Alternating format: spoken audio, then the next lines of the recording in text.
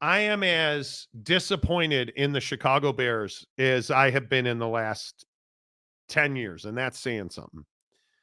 That Caleb Williams was in the game on that final drive in garbage time, and he hurts his ankle. He's fine. But what are we doing in that situation? If you're Matt Eberflus, you're trying to salvage something that was in your mind. You're not trying to develop your quarterback. And what have I said about this Chicago Bears team all year? The biggest problem for Caleb Williams and the Chicago Bears is he has a coaching staff that's trying to win games instead of developing the quarterback. And we saw that in Arizona against the Cardinals yesterday. Caleb Williams had zero time and zero room to maneuver, to read a defense, to get rid of the football. And it doesn't help that you're getting blown out, that your coach doesn't have seemingly a goddamn care in the world about the health of his young quarterback because he left him in the game and allowed that Arizona defense to pin their ears back against the worst offensive line in the NFL. The Chicago Bears offensive line is absolutely disgusting. It is terrible. It is awful. And that you are doing this to Caleb Williams tells me everything I need to know about that Chicago Bears front office and that Chicago Bears coaching staff. And here's the saddest part.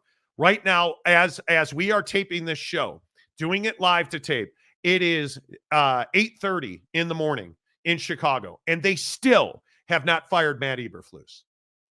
They still have not fired him. And I'm guessing that the press release hasn't been sent yet. No.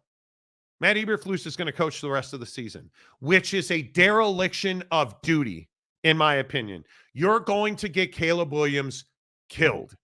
I don't know how he survives the season behind that offensive line and that offensive scheme because it is horrendous. There are no excuses anymore. And when you listen to Matt Eberflus, is Matt Eberflus, is he a guy, when you listen to him talk, is Matt Eberflus a guy that you're like, oh yeah, that's a guy I want coaching my football team? Yeah. We do what we do in the building, and there is accountability here and we hold each other accountable to it. And that's what I know in the building. So perceptions are, what they are, Herb, and I appreciate your question. But in the building, we hold each other accountable. It's about our circle and the men in the building. Did you notice Tyreek having his back to the snap? Did anybody upstairs notice it? And if they did, why wasn't there a timeout? Yeah, Pat. So we talked about all those things on Monday, and on Tuesday, and had a private conversation with Tyreek, and I'm going to leave it there. And then what happened? So that was Thursday, I believe. And then what happened? Blown assignments, missed coverages, over-aggressive linebacker play, terrible offensive line play. And then you leave Caleb Williams in the game. And what did he say after the game about being left in? Sense you're okay? Yeah, I'm okay. Yep. You feel like maybe you shouldn't have been in the game at that point? It's not my decision. You fight to the end of the game. If you're in the game, if not, coach makes a decision like that. You have to deal with it and figure out the next steps. But not my decision. Early on in the week, I think we could have done better overall of bouncing back after that. I know it's a tough loss. It's tough regardless of who you are in the facility, if you're out there making plays or if you're making decisions up top. And so, being better at that, understanding that, we have many more games left after that, been able to, be one, be a family, and move on from that, and have the right leaders, and which we do. We have the right guys to do, things like that, which is bounce back from something like that, and we got to do it this week. It'd be better. You just mean move on quicker? Yeah, we gotta be better and move on quicker. We gotta have that 24-hour period, and from there move on. So the same conversation week after week after week. So Matt Eberflus absolutely does not have this team prepared for a Hail Mary. Does not discipline Tyreek Stevenson, other than he's not starting, but is that really discipline? And then you come out and you get dominated by an average-ass football team in Arizona. You put your franchise quarterback at risk, and your guys quit on you snap after snap in the second half. Those big runs your guys quit on you. You can see that guys simply are not playing hard anymore. And if Matt Eberflus is coordinating your defense and the defense is quitting on you, why is Matt Eberflus still the head coach of the Chicago Bears? Well, and the crazy part is at the halftime interview with Dude, he literally said, "Yeah, I called a pass defense, and they ran the ball." Like, he's admitting that he called the wrong defense. And I think that this string of events of the Hail Mary situation, the Caleb Williams situation at the end of the game where he rolls up holding his leg and now he says he's fine. Like, I just don't understand. And it was all over Twitter yesterday. I don't understand what the Bears look for in a head coach. I don't know what the criteria is. I don't know, like, why. Who hired Matt Eberflus? Ryan Poles did, the current general manager of the Chicago Bears. And it's a bad hire. There's no question about it. You drafted the best available quarterback in Caleb Williams, did nothing to bolster your offensive line, and you left the defensive coordinator as your head coach. At least in Las Vegas, where their offense has been putrid, they fired their OC, their quarterback coach, and their offensive line coach. At least do something. Throw a brother a bone and show me you give a hot damn about your rookie quarterback. Do something, because I also don't understand why are the Chicago Bears calling plays that require Caleb Williams to stand in the pocket for 4 seconds and read a defense when you don't have an offensive line. Yeah, and I think it's why bad organizations are bad. I think I look around the league and I say there's plenty of examples of organizations that are just not good doing not good things. I mean, again, like I look at, take Indianapolis for an example, the Colts. Joe Flacco plays this week. They look a hell of a lot better. Probably should have made that change several weeks ago, right?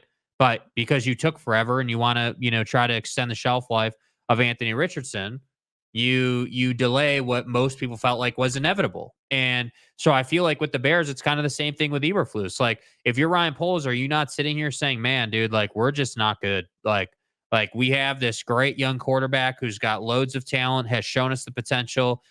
We knew the offensive line would be an issue, but as a coaching staff, we're not doing enough to mitigate that issue. It's wild to me. Like you would think that if in Chicago, knowing that the line is that bad, you would think that the game plan for the week and the play calling would account for that. You would not set him back there, and you would not, like, it really says something that you only had 9 points against that defense. Like, the Chicago Bears have missed the playoffs 14 of the last 18 years. Let that sink in. Yeah. 14 of the last 18 years. The Bears have missed the playoffs.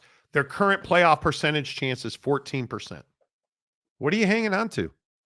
And if you look at the coaches that are going to be fired in this league, just look at the NFC.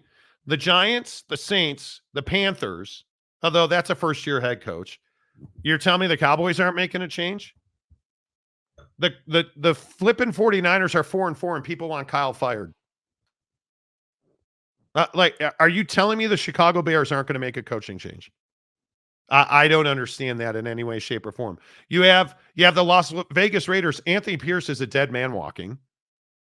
Doug Peterson at 2-7, done. Stefanski in Cleveland. Oh, yeah. How about Cleveland? Oh, man, Jameis Winston's a revelation. It was all the great washcloth's fault. Yeah, he went back to being a really not good quarterback yesterday in Cleveland. Jameis Winston. Yeah. Not a good performance. They lose. You understand why Miami is struggling. Tua comes back and they take the Bills to the limit in Buffalo. Like, that's wild to me.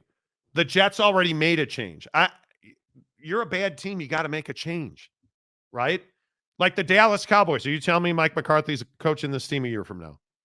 I don't think the Cowboys will look anything like they do a year from now. I think that you want to talk about change. That's a franchise that you're just sitting here burning cash. That's all you're doing. You're sitting here 100% paying players to do nothing. And I'm not going to sit here and say, all the people saying that this is on Dak, that's just a weak take anymore. Like, this is so much bigger than It so what clearly Dak is not about Dak Prescott Yeah, like in Dallas. I just don't understand. You look at the Cowboys and you say it's Dak. I don't know what you're looking at. Like, I look at it and I say, first time all season that Diggs has played, yesterday, like, on defense there, you look at the offensive game plan. It's just not good.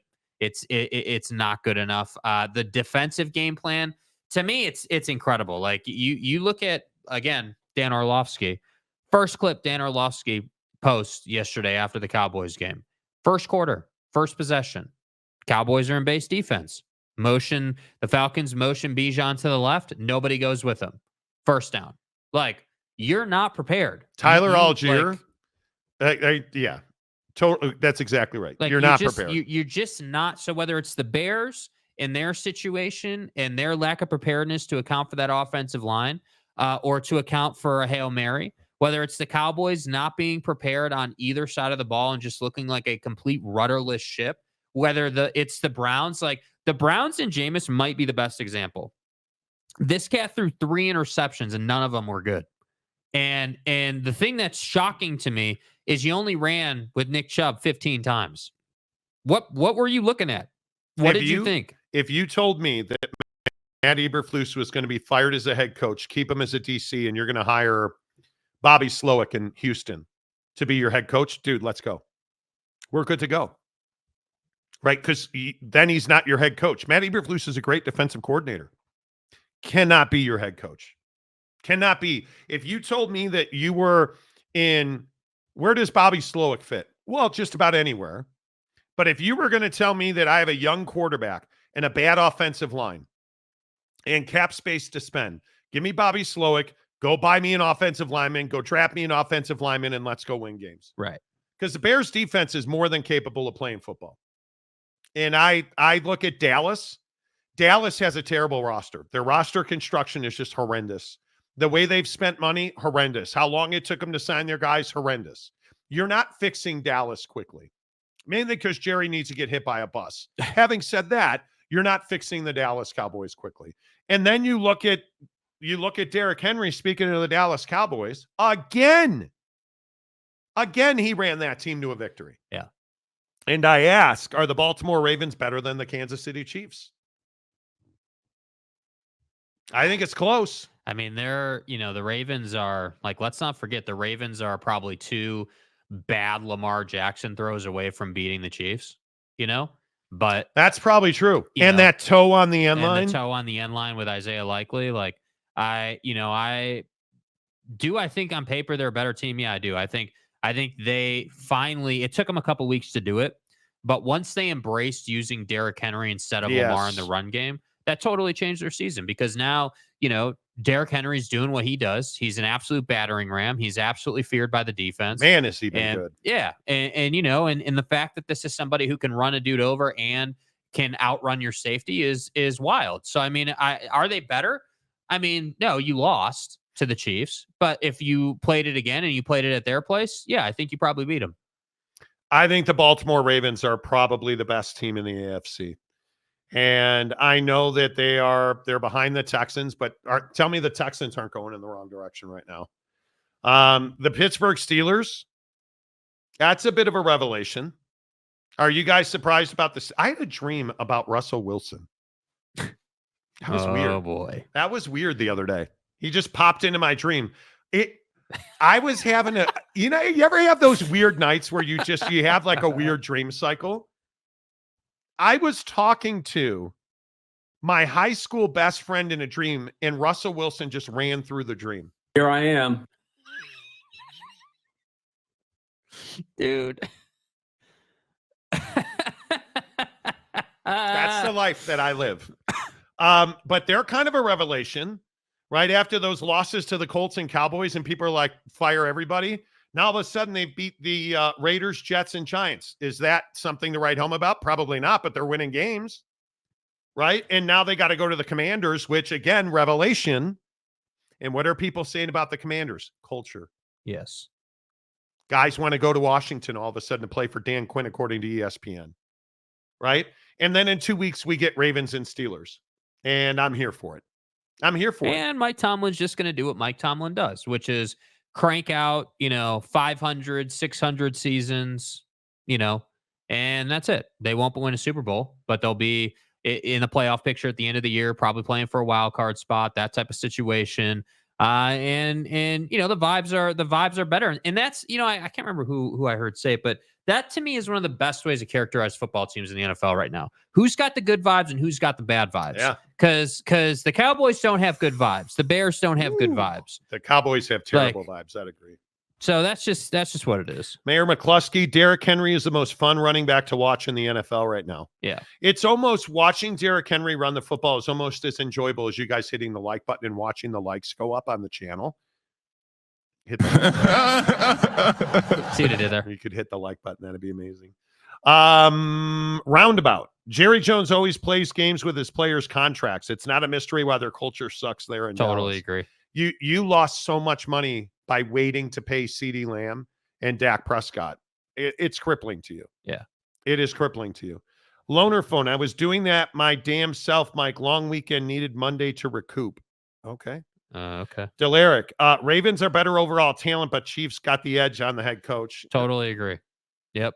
I think the amount of games that Andy Reid wins just based on his play calling is, that's But hard to measure. Patrick Mahomes has not been good this year.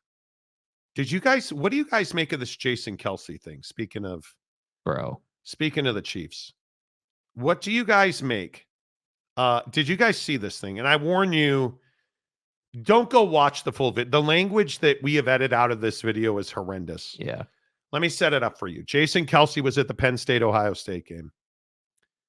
He's, for some reason, walking out amongst the great unwashed, the fans leaving the stadium. And this young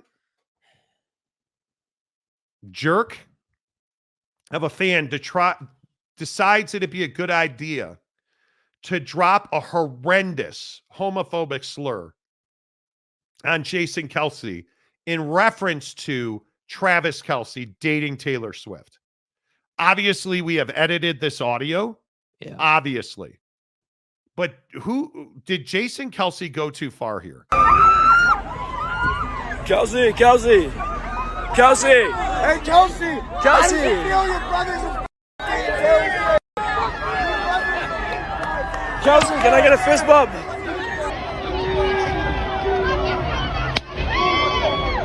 Let's go!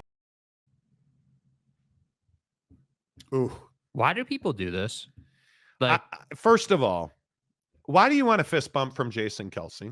Why do we have such a weird obsession with meeting famous people? A. B. What would make you think, as a Penn State student, the right thing to do is to drop a slur while you're recording it? Because all he's trying to do there is get Jason Kelsey, I would think, to physically assault him. Because why else would you be recording that? Right. This is so disgusting to me. And now this kid's probably going to wind up suing Jason Kelsey for destroying his phone, I would assume.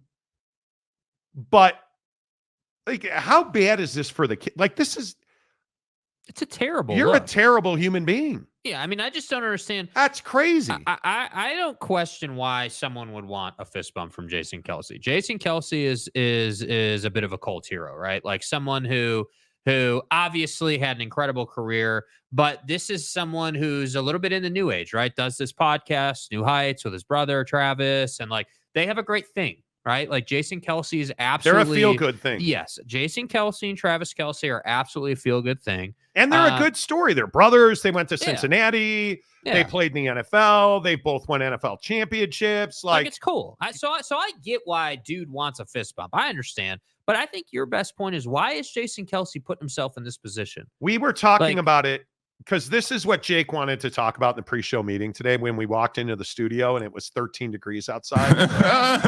It's so cold outside, bro. We were having a pretty good debate over this. This is the kid's fault. This is not Jason Kelsey's fault. I'll be honest with you. I don't have any problem with what Jason Kelsey did. Yeah. I have a problem with Jason Kelsey being in that situation. Agreed. That's the problem. Do you not have a VIP entrance? Do you not have a way for your alumni not to walk through or celebrities not to walk through the fans in these teenage asshats? I mean, clearly they must. It is clearly a situation where, again, with all due respect to Jason Kelsey, and again, this is my assumption, my opinion. Obviously, I don't know Jason personally, but he does seem like more of a guy who's a little bit more like trends more as like a normal person, meaning like he wouldn't think it's a big deal to just walk out of the stadium. He wouldn't probably, as his first instinct, consider the fact that, hey, if you're going to walk out with, the masses, something could probably happen. Like people are going to say stuff to you. Like we know how this works. Like situations escalate very quickly. So, Yes. To me, based on what I've seen out of Jason Kelsey after his playing career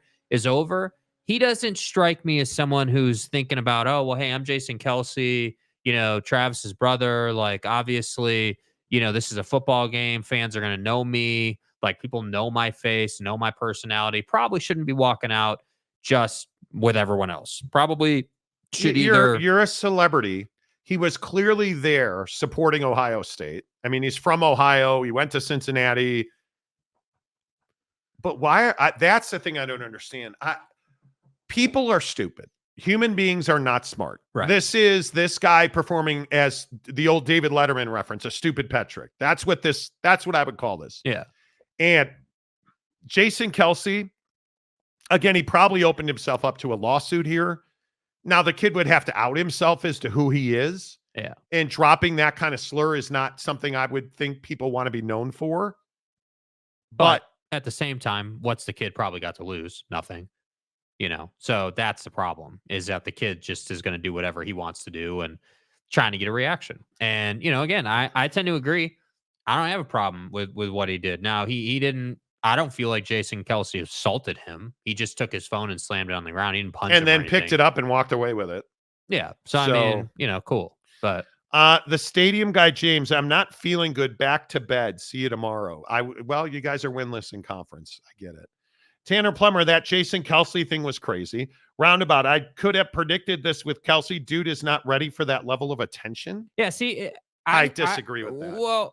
Well, here's the thing. I think it's harsh to say he's not ready for it, but I don't think it's harsh to question, like, what were you thinking here, man? Walking through that group of people. Yeah. Like, why did you think And he was clearly, let me play the video again. Look how fast Jason Kelsey was walking here. He wasn't just cruising, having a good time. Look how fast he was walking. Kelsey! Hey, Kelsey! Kelsey! I can feel your brothers. Kelsey, can I get a fist bump?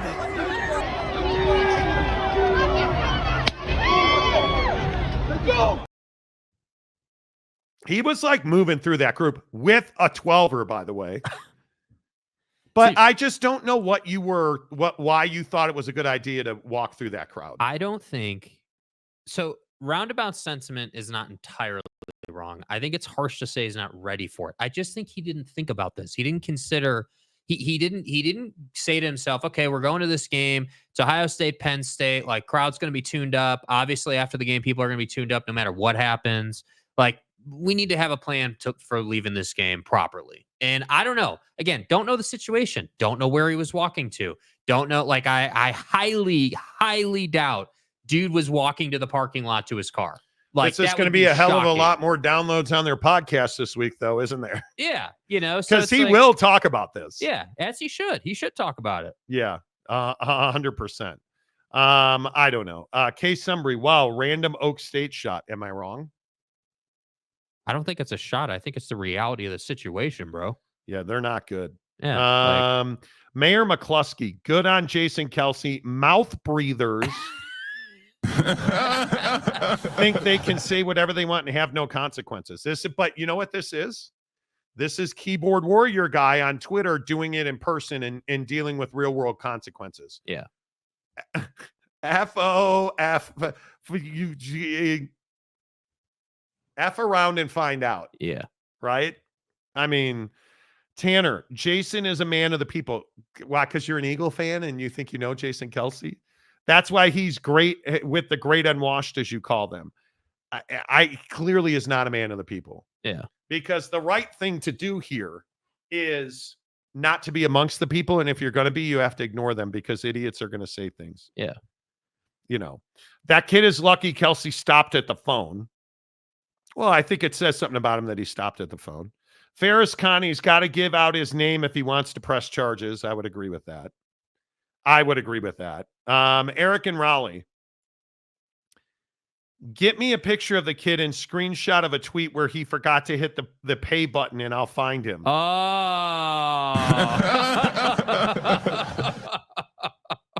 Wow. Okay. John Hamm, he committed a crime by breaking and then taking it and then did it on video. Dumb as hell. He did commit a crime. He destroyed property. Yeah. He'll be so UW fan Jim, he should not have took the phone. That might be a problem. It is a problem. It is. I just think you have to on some level,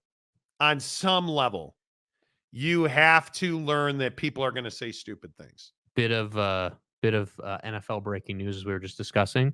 Dennis Allen's been fired. Oh, the Saints are making a change. Yep. And yet the Chicago Bears have still not fired Matt Eberflus. Yeah. I believe that's a proper pronunciation. Yes. Dennis Allen, former Raider coach, now former New Orleans Saints coach, fired this morning, according to Adam Schefter. That's not surprising. With the Derek Carr, did you guys see the Michael Thomas stuff? Dude. Chris Olave got absolutely lit up on a passing completion, and Derek Carr should have never thrown that ball. That was what is commonly referred to as a hospital ball. 100%. Because you end up in the hospital if you try to catch that ball. And where did Derek Carr go, dude? Like, where did this dude go? But was he ever that? Well, he was good enough to take you to the playoffs. I'm not saying dude's an all-time great, not saying that he was like the best, but he found himself in the better than Baker category, but not as good as Tom category or Aaron or any of those upper echelon guys. And I just feel like he's done. Like he can still throw the football, but that's like, I do genuinely feel bad for Olave. That's not of your control. And it's not a good throw. Like, not only is it not on target, you led him into the defender. It shouldn't have been thrown. Yeah, it's a pass you cannot throw. And so then, again, and I don't want to get into all this drama with Michael Thomas specifically, but the idea that the Saints are an organization where a former player tweets that much stuff about that particular play, and then Derek Carr gets asked about it, that's the problem with the organization. That's the problem. And you're not good enough to overcome that nonsense. Yeah. And Ronnie, you're right. They started 2-0. They've lost 7 straight. Dennis Allen fired this morning by the New Orleans Saints. And yet. And I think it's a great point, dude. Eberflus still has a job. Don't think that's unfair. Still has a job. It's wild to me. All right. All of our NFL talk presented by Prize Picks. Prize Picks, the best daily fantasy app in the business. Download the app. Use the promo code Monty. You deposit $5, it'll give you 50 more. Here are my Monday Night Football prize picks for tonight. You get, I think you have to go with Baker Mayfield, that not passing, certainly. His rushing number on a demon, which means they'll pay you more if he goes over 26 yards rushing. You like that? I mean, he's only hit that twice. In the last 5 weeks. Instead of that, I like the Kareem Hunt Goblin for 1 touchdown more. I like that more, but I think there's a lot of good opportunity. Like I look at, Mahomes regular line, not Goblin or Demon, only being 251. Well, and 1.5 touchdowns, 251. You could go that way. 1.5 touchdowns. He's been so erratic this year, Patrick Mahomes. Yeah. Do you guys, in the comments section, do you guys like Patrick Mahomes for more than 250 yards? I would. The Harrison Butker 1.5 field goals made, I think, is a lock. I think you'll get that all day. I think the DeAndre Hopkins pick is not a good one. Demon at 1 touchdown for him. No, I'd stay away from that. Yeah, that's just not how they use him. And other than that, I mean, I Kareem Hunt 17.5 rushing attempts.